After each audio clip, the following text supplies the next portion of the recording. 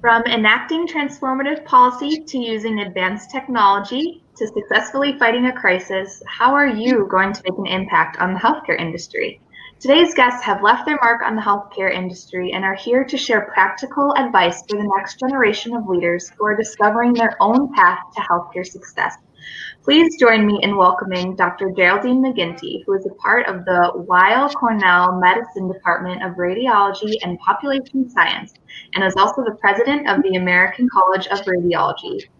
Donna Lynn is the former Lieutenant Governor of Colorado and Chief Operating Officer at the Columbia University Medical Center. She is also the Chief Executive Officer of Columbia Doctors. Priya Bethija is the Vice President of Strategic Initiatives at the American Hospital Association. And our moderator today is Nicole Thomas, the Hospital President of Baptist Medical Center South. Nicole, I'll hand this off to you. Great. Thank you so much, Emily, for that kind introduction. The women on today's panel have indeed achieved some amazing marks, and we're all here to share what we've learned over the journey, recognizing that the journey is not yet complete.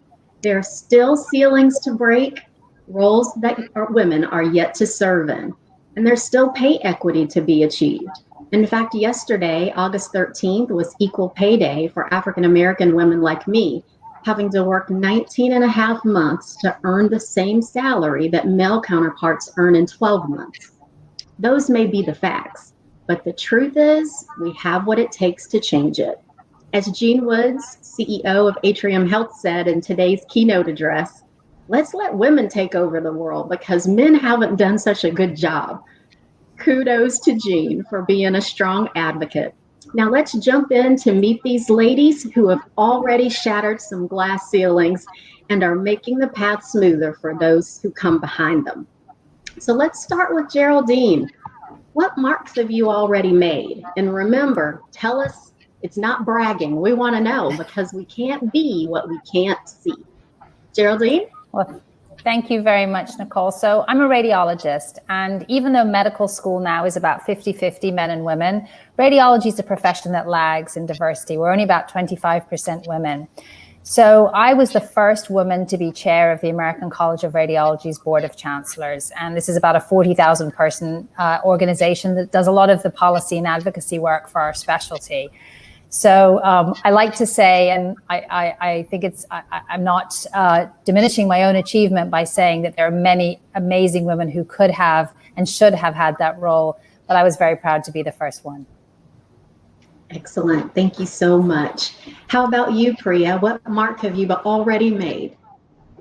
Well, I started my career as an attorney, and in that role, I had the opportunity to do some really cool things, not just from a legal perspective, but for the business and operations at ProMedica Health System and MedStar, Washington Hospital Center, and MedStar Georgetown University Hospital. I did that law thing for like 9 years, and then I retired and switched over to health policy. And while at the AHA, as part of the policy team, I was able to do, have a voice in a lot of the major policy discussions that were taking place around how hospitals are paid for inpatient services, how rural hospitals are paid, and a lot of the special payment programs that we have in our country to support rural hospitals. I was able to help design new payment and delivery models for rural hospitals and other urban hospitals that may have to close, and what kind of care would we offer in those communities. But I think perhaps the place where I've made the largest mark, or at least started to make the largest mark, is through our value initiative. 3 years ago, I was able to pitch to our then COO, Mary Jane Worth, the idea of creating a center for our members that would address affordability and value. And over the last 3 years, I've been able to take that from a pitch to design and building the value initiative from the ground up. And there are a lot of things that have made us successful in that process, and I hope to be able to share those with you later in the conversation. But in just 2 years, we've been able to reach 5,700 hospital leaders to have a conversation and engage them in new dialogue around value. We've been able to share over 50 emerging best practices and strategies that hospitals can implement. And we've got so much more planned for the future. So really looking forward to that. Excellent, thank you. And Donna, tell us about a mark you've made. Great. I think the mark that I've made comes from the perspective of, I call it the 4 Ps, and maybe there's even a 5th P. So I've been a patient, I've been a purchaser, meaning a large employer buying healthcare. I've been a payer, going through the insurance side. And I've been a provider. While not a clinician myself, I've worked in 2 large healthcare systems, and actually maybe you could count 3. Kaiser Permanente, which is where I worked for 11 years, is both a payer and a provider.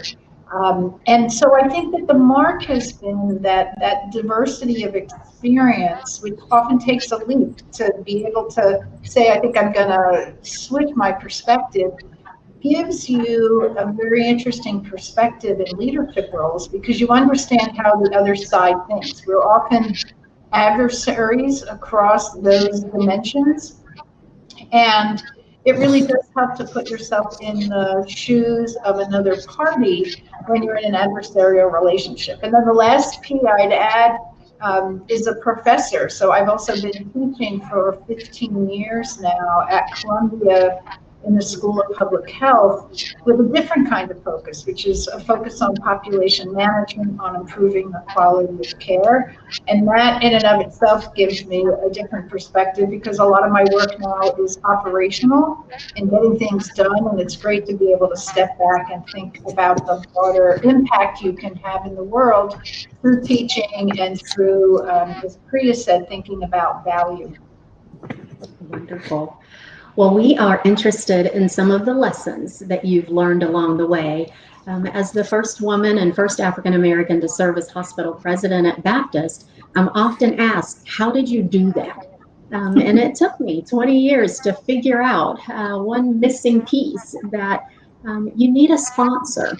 And what I've learned is you can't ask someone to sponsor you, you have to earn it.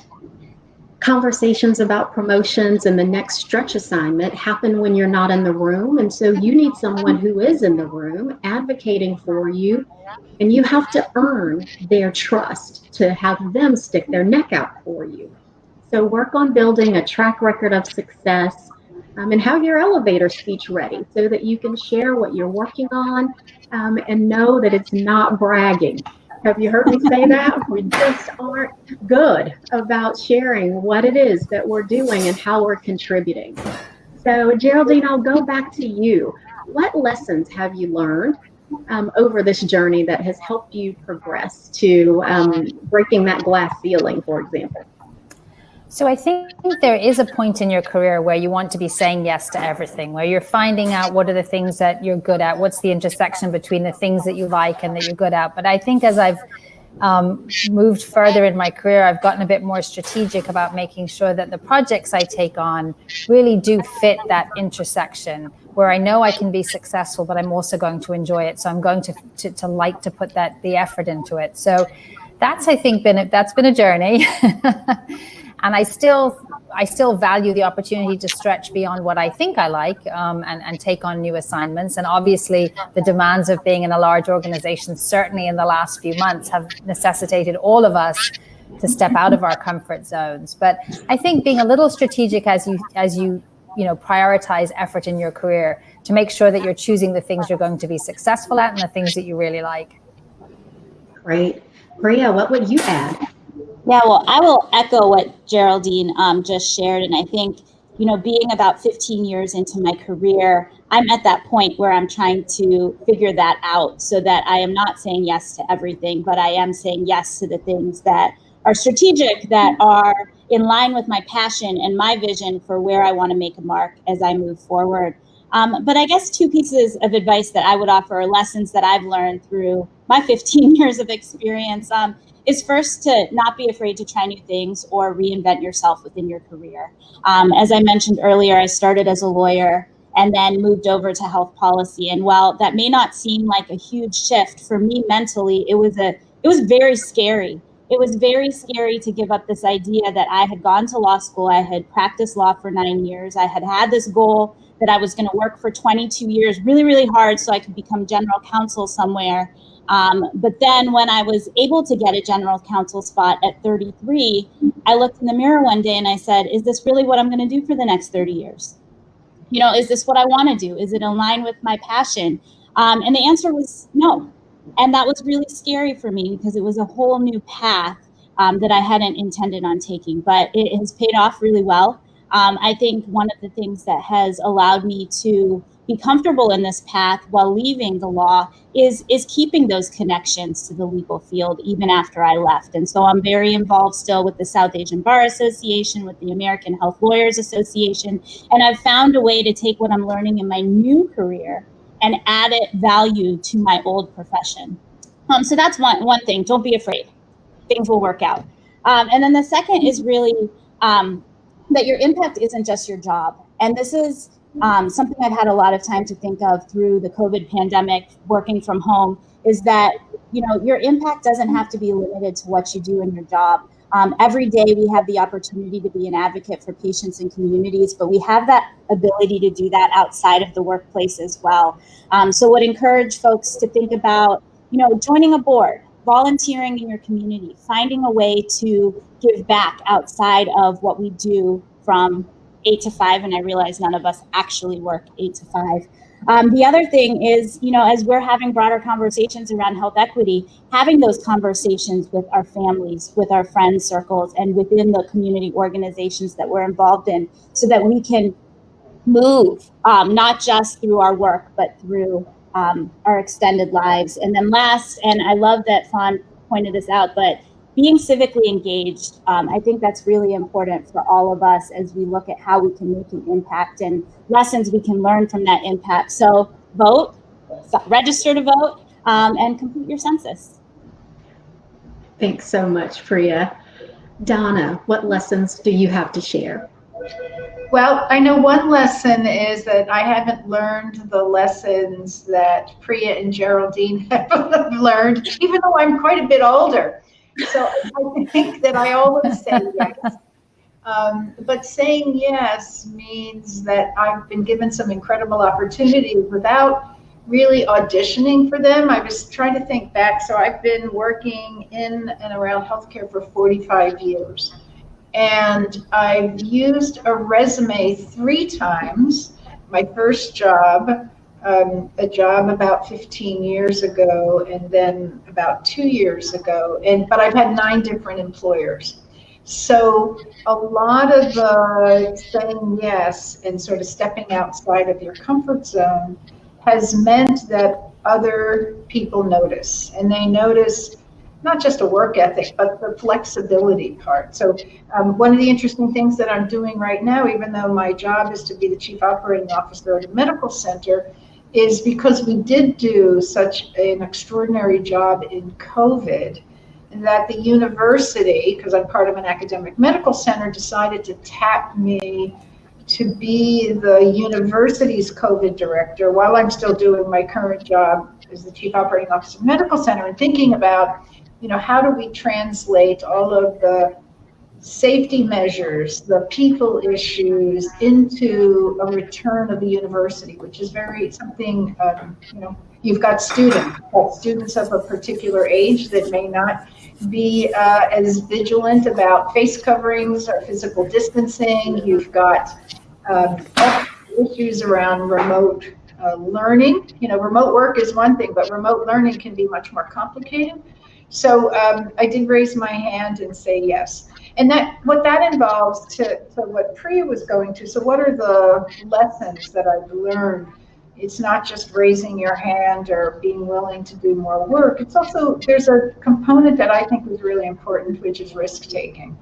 And my general philosophy has been to jump into the pool, sometimes not knowing how deep it is, but realizing that if I don't jump into the pool, I'll miss an opportunity.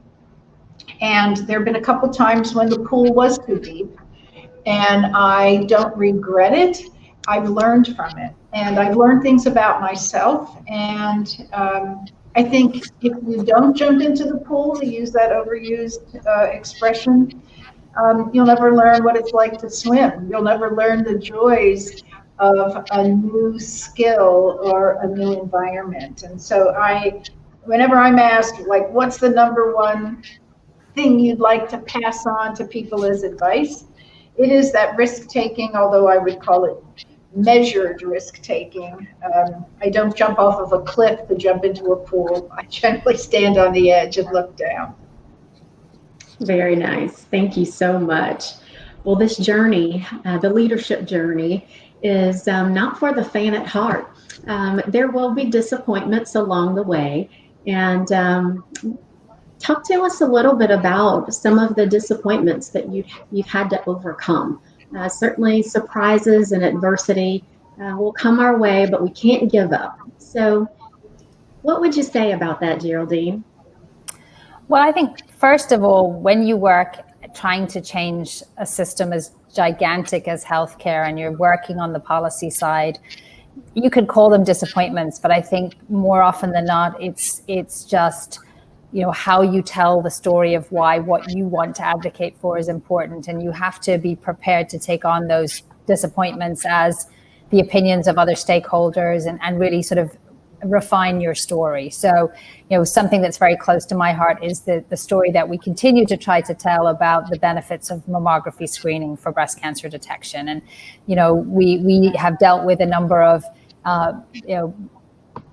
we've dealt with a lot of misinformation over the years, but we have to keep focused on what it is that we think we're trying to do and continue to engage stakeholders differently. So in those kinds of long journeys towards policy, I think you have to be willing to be disappointed and willing to listen when perhaps your message isn't resonating. Personally, I've certainly had an instance where a job that I thought was going to work out didn't work out. When you look back at those forks in the road, I think you inevitably realize that there's something that you took out of it, and that the place that you ended up because of what you learned from that experience got you to a better place. I certainly would say that the reason I'm at Cornell is because of a job that didn't work out, and I couldn't be more grateful for what that taught me. Thank you for sharing that. Priya, what would you share? Well, I will share both a professional answer and then a personal story. But first, from a professional perspective, when we started the Value Initiative, I assumed everyone was talking about value, right? All of our hospital members were on board, they were engaged, and that was not the case. We commonly would, draw a bell curve and say 30% of our hospitals were moving forward on value and 70% weren't. But I think I was hoping that more were on board, and some of the things that we had to put in place to cope with that fact and to bring along our members, because that was the purpose of the Value Initiative, to bring along our members in this conversation on what they could be doing to improve value, what they could be doing to lower cost, improve outcomes, enhance patient experience. And we were able to do that, really successfully over the course of the last 3 years. And I think it's because we started with 3 key things. First, we started by finding that common definition around value. And we chose one that was broad enough that we knew hospital leaders as well as others within their organizations could find a connection to. So we called it the value equation, and we put it on everything that we did, and we raised it in every conversation that we had. And second, we engaged everyone in the conversation. Right. So a lot of times at the American Hospital Association, we engage with the CEO, and that is our point of contact. But with the Value Initiative, we know we had to talk to everyone. And as we started, one of the stories that someone told me was about NASA and how when they were working to put a man on the moon, if you had asked anyone that worked at NASA, what is their goal? Whether it was a receptionist, a janitor, it didn't matter. That individual would say our goal was to put a man on the moon. And that's how I felt value needed to be addressed within hospitals. And every individual needed to know how they were contributing to the value of healthcare services that were being offered in the community. And so we worked really hard, and I really would talk to anyone who would listen to me. So we had conversations with strategists and marketers, human resource professionals, supply chain managers, building services, all of the C-suite, not just the CEO. And I think it really allowed us to expand the work and the impact and make everyone feel their connection to moving the value work forward. And then third, we focused on the basic strategies that hospitals need to implement to be successful in a value world. We didn't just focus on alternative payment models. We focused on things like telemedicine, care coordination, team-based approaches, addressing the social determinants of health. And again, that was just another way where we were really able to touch everyone in some way and make them see their connection to value. And so I think the value conversation has changed a lot in the last 3 years. And I'd like to think that this work was a part of that. On the personal side, I think this story drives me and fuels me every time I feel overwhelmed. But when I was in high school, I tried out for the mock trial team. And the attorney who was our volunteer mock trial coach pulled me aside and said, I don't think you have the skills needed to be a lawyer. And I was crushed. And I didn't know how to respond to that. But they made me the bailiff. And I showed up and I was the best bailiff anyone could ever be. But I think it was just ironic because then after I went to law school, the job I got at a law firm, that same attorney worked at the same law firm as me. And I ended up spending 3 years working with him, working on his clients' matters. And as I left that job, he asked to, have a conversation with me about my future and where I was going. And I said to him, do you remember saying that to me all those years ago when I was in high school? And he spit out his coffee as he was, and he said, boy, was I stupid. And so, I think like we all have those moments where people doubt us and they don't think that we can do what we want to do. And I think we gotta tune it out. It's not a statement on our ability to get things done. It's just a statement.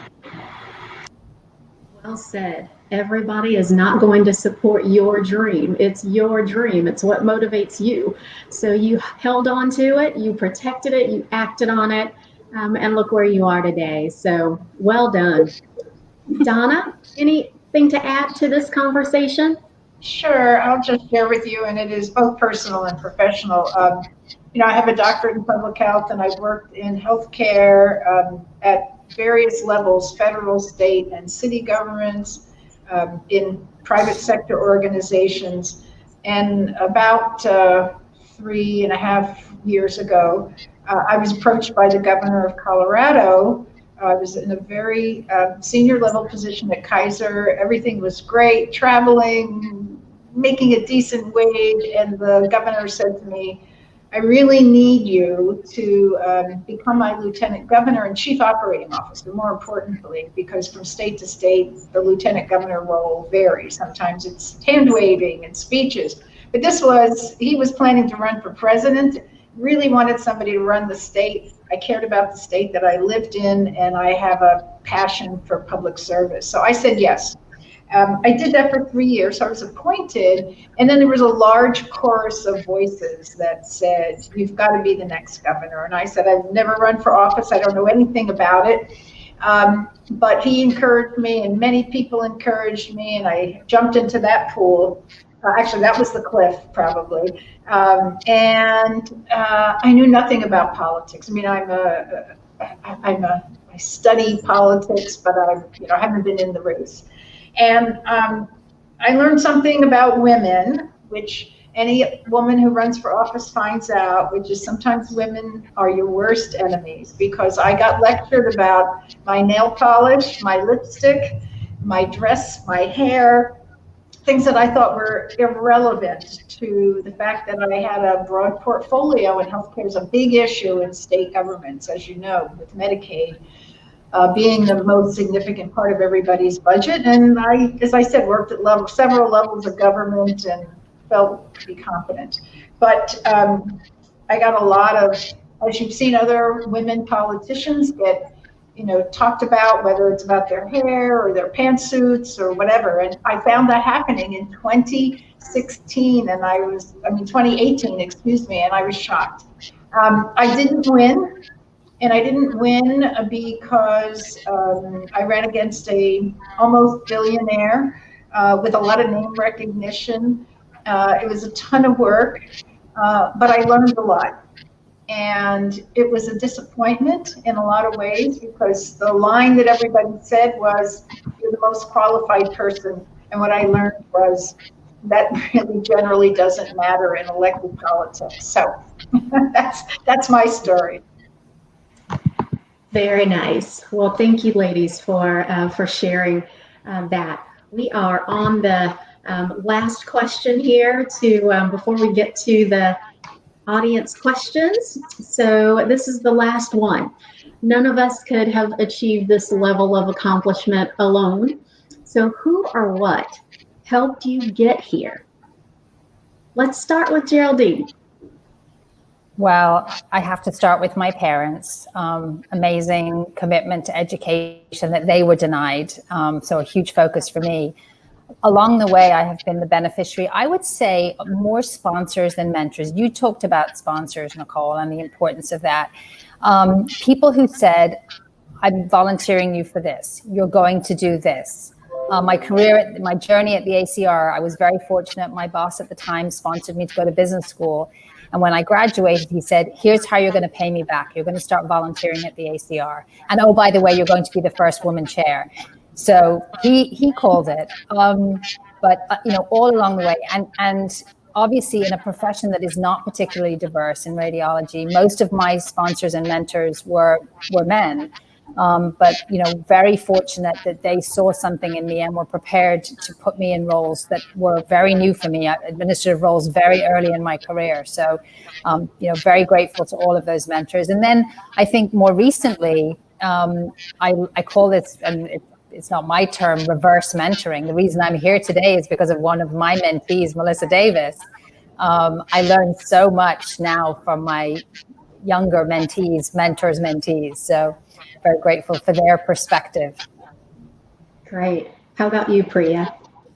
Well, I think it's definitely taken a village to get me to where I am today. I've had some really strong and great mentors that have been with me since the beginning of my career as a lawyer and stayed with me as I moved to policy and to what I'm doing today. And I have really great sponsors. And I'm finding at this point in my career, some of my mentors have become sponsors.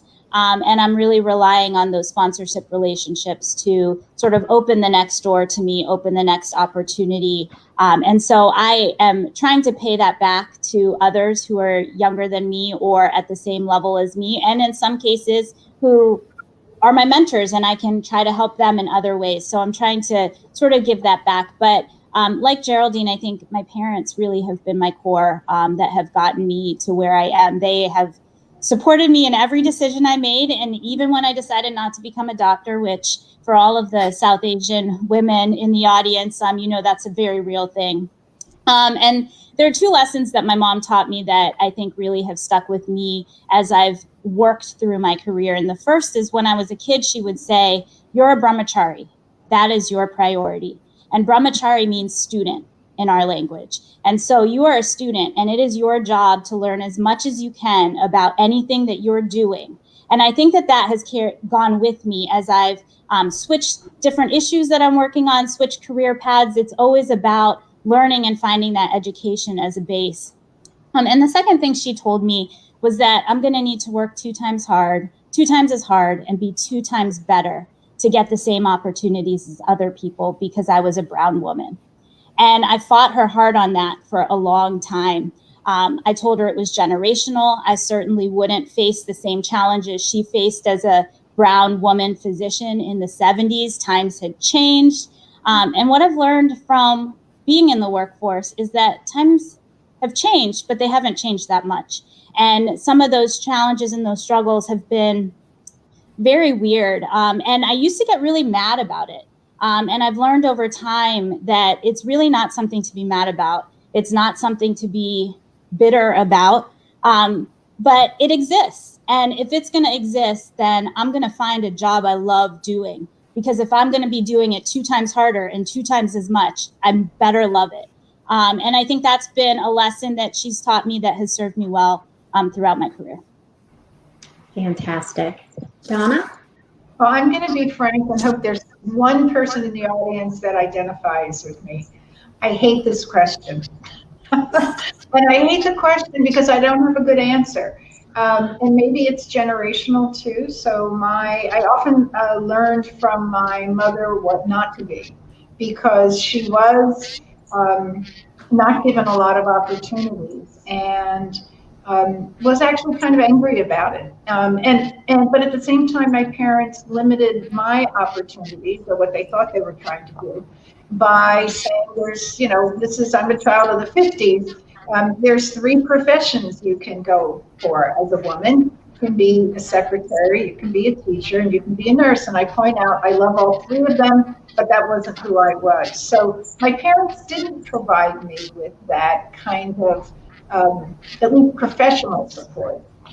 But I would say along the way, there have been many people, as you heard Priya say, the village concept, who've given me opportunities, who've given me feedback, but not one person. There isn't like a lifelong mentor. There isn't somebody that I would turn to for advice consistently. But I'm grateful all along the way that they've not only given me opportunity, but they've put up with me because I'm opinionated. And I think the thing that I feel like is also a key to my success is I'm never afraid to speak up. And I think too many women oftentimes either worry about, should I speak up in this meeting? Did I say the right thing?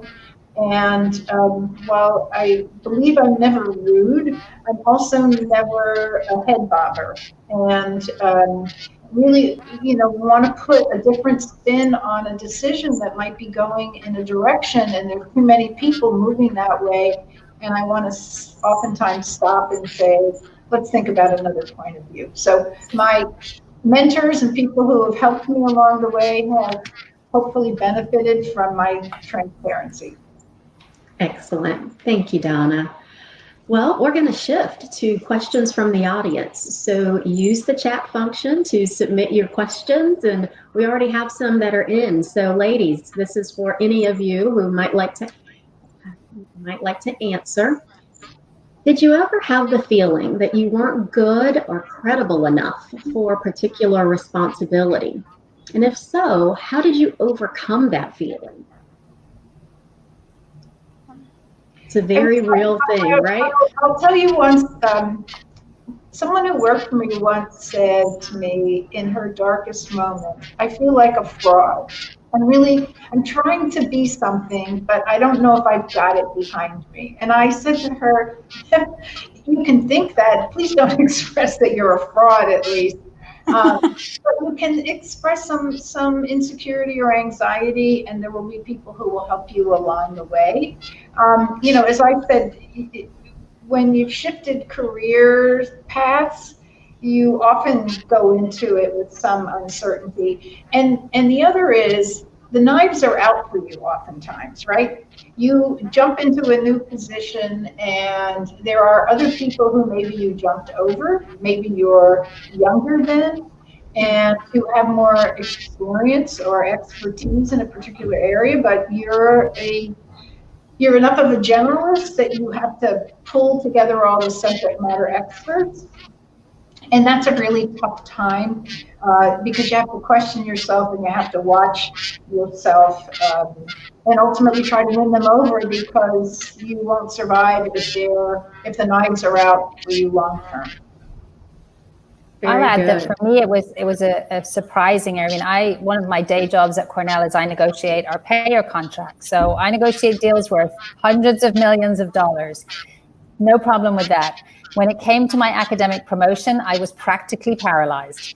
And I had to lean on my academic mentors and really get their help to go through that process and talk about my achievements in the way that you have to. So perhaps not the most obvious focus of imposter syndrome. I feel it almost every day. And I've gotten really good at talking myself out of it, right? Reminding myself why I'm good at what I do, why I've been asked to take on this new challenge, why I'm there. And once I remind myself of that and talk to a couple of my girlfriends who help with that support, and I call them Team Priya, you get past it, and then you figure out the ways to cope with it for the future. And, the first time I really felt it was when I was working at ProMedica and I was promoted from being just an associate counsel to being assistant general counsel. And I did do those things where I jumped over people who had been at ProMedica for far longer than me. I jumped over people who had far more years of experience practicing law than I did. And I think I looked like a deer in the headlights for the first 2 months I was in that role, until I finally found a mentor who approached me and said, "What can I help you with?" And she sat down with me and she taught me how to learn about each of the members of my team, learn what their strengths were, call upon them to contribute in a way that made them feel fulfilled because they were offering their strengths to our future plans. And then I just learned, I continued that education. And so the combination of both of those things and having a great mentor to help me get through it is sort of how I've approached it as I've gone through every level. Indeed. Well, here's another one. What's the worst advice you've ever received? I'll start on this one. I had a boss tell me one time as I kept raising my hand for the next assignment, right? That's what we're told. We're supposed to raise our hand. I can do that. I'll do that. She said to me, "It looks to me like you're trying to build an empire." Wow. As if ambition is a bad thing, right? So the advice was sit down, be quiet kind of thing, right? And so that's the worst advice ever, because if you do that, you will be in a corner, not on the path to achieving your goals. So don't listen to the naysayers. There will always be those who have a different opinion, but you keep going. With what you see for yourself, what you dream for yourself, and don't let anybody talk you out of that. Yeah. One of the attorneys I worked with early in my career told me that I smile too much and it makes people uncomfortable, so I should stop doing that. And right then and there, I realized I'm just going to keep being me because I don't know how to stop smiling when something is funny or I want to encourage someone else in a meeting. So I think like ignoring the naysayers, just being your authentic self is really important.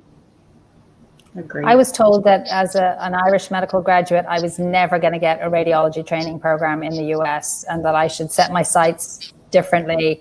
And well, here I am. Prove them wrong, right? I'll go back to my running for office experience. So this isn't bad advice, but again, back to I can't believe the things people say to you. I had someone tell me that I could only wear jewel tones. Now, at that point, I didn't even know what a jewel tone was. I learned that it is sapphire blue, ruby red, and emerald green. But what I'm wearing right now would not have been permitted. And there's actually people that come and do your closets and throw away these wonderful outfits that you've had for years and make you wear solid colored jackets. So you look at Elizabeth Warren, for example. You can see a number of these women who have got into the wardrobe. And now I buy whatever I want, and I just don't care. Good for you. Well done. That's great. Okay, one last question. I think this will get us to our end time today. Tell us one thing you're doing to make our industry more diverse, equitable, and attractive to women leaders. I'll be happy to start, and I'll focus on radiology. I started an initiative called RadXX, which is a community. We have webinars, speakers, events. We have a speakers bureau.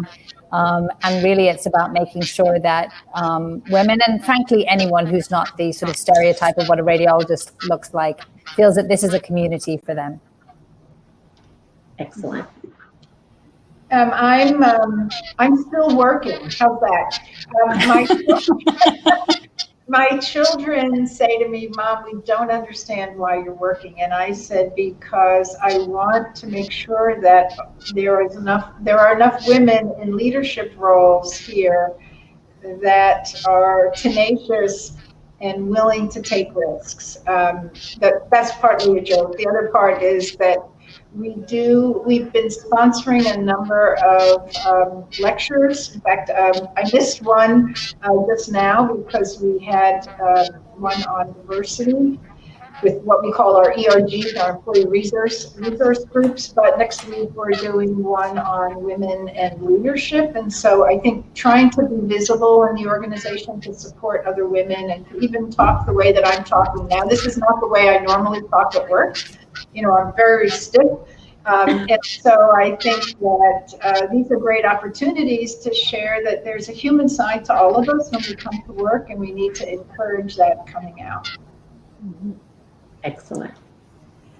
Yeah, and just a couple quick things. You know, I've been, as I mentioned earlier, trying to promote and sponsor women of color, that women that look like me, women that don't know what to do next in their career. You know, I'm always making myself available to talk with them and to share my experiences so that they may learn from them or may look at what I did and decide that's not what they want to do.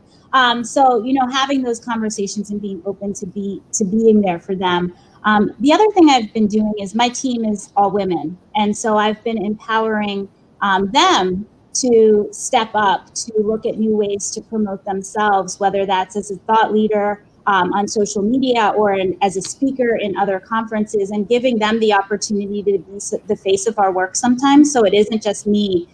They get speaking opportunities and they get the opportunities to be in front of our executives within the AHA. And then the third thing I've done is I've become involved with an organization called the Advancement League, which is young leaders across the healthcare field. So not just hospitals, but payers, drug companies, other industries that make up the healthcare field, and have been working with them to have conversation and dialogue. So we led a joint dialogue between the Advancement League and the American Hospital Association on health equity and what's the path forward. And so having those conversations and bringing that diverse group of leaders into sort of the AHA conversation is just another way I think that we can help build diverse leaders for the future. Excellent. Well, I'll just add to the conversation by saying it's important to me to start at home. And so at my own organization, we are on the trail to make sure that while I might be the first female and African-American hospital president, I'm not the last. And so we have started a administrative fellowship program, and we have our very first African-American female resident. And whether she stays here at Baptist or is prepared to go into the industry as a whole, kudos to Baptist for helping train the next generation. So excited about that. We are also on working on the employee resource groups and just having those very difficult conversations around bias. And so for women leaders, for people of color, all important conversations to have our colleagues have empathy and understand what those differences and experiences are, and ultimately get to the place where we value and celebrate and seek out those voices and know that the perspective that is brought to the table when there is a diverse group with differing opinions, the end result is going to be better because of the input and the bantering that will go on to make the initiative even better. And so we feel like that is important to our organization. So we are looking at all of our processes around recruitment, promotion, just all of it, to understand that what we do inside of our walls is fair and equitable to all people. So excited about that. And then externally, we have committed to starting a kind of a North Florida segment, if you will, of the National Association of Health Services Executives here in our area. We call it NASE, and it is the ACHE sister organization for people of color, and just another way to continue to nurture and grow professionally the next generation of leaders. So exciting times ahead, and it's a joy to serve in this way. And I look forward to watching so many talented young women break ceilings, and I will be glad when there are no more ceilings to break, right? That we aren't reporting first, that it is commonplace to have us all serving and contributing in a significant way. Thank you, everybody, for joining our session today. Thank you, ladies. You've done an amazing job. And I know that we learned a ton about how to continue the journey. So well done. Thank Thanks, you. everybody. Thank you. Bye. Wonderful.